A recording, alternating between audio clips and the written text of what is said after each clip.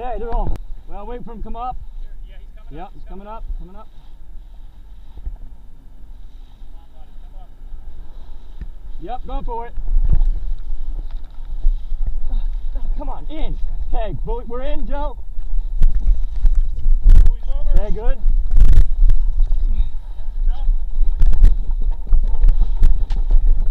Okay, clear. And line over. Yep. Okay, how's her? Okay.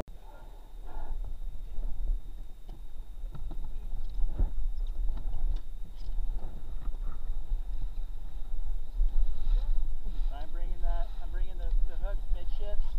Midships. Hold it right there.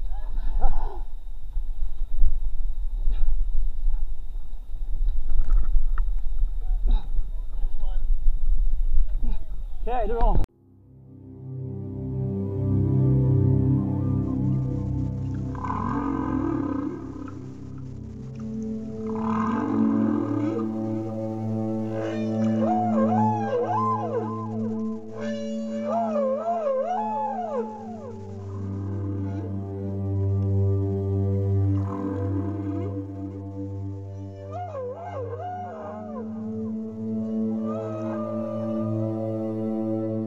One of the most exciting scientific findings of the past half-century has been the discovery of widespread trophic cascades. A trophic cascade is an ecological process which starts at the top of the food chain and tumbles all the way down to the bottom. We all know that whales eat fish and krill, and some people, certain politicians in Japan for instance, have argued that killing whales is good for human beings, as it boosts the food available for us to eat. And so you would think. But as the great whales declined, so did the numbers of fish and krill. It seems counterintuitive. Surely their numbers would rise as their major predators disappeared.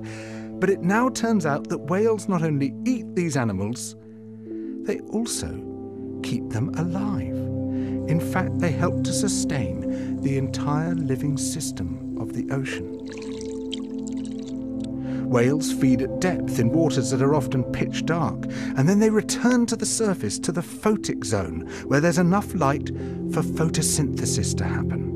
There they release what biologists call fecal plumes, vast outpourings of poo, poonamis. These plumes are rich in iron and nitrogen, nutrients which are often very scarce in the surface waters. And these nutrients fertilize the plant plankton that lives in the only place where plants can survive, the photic zone.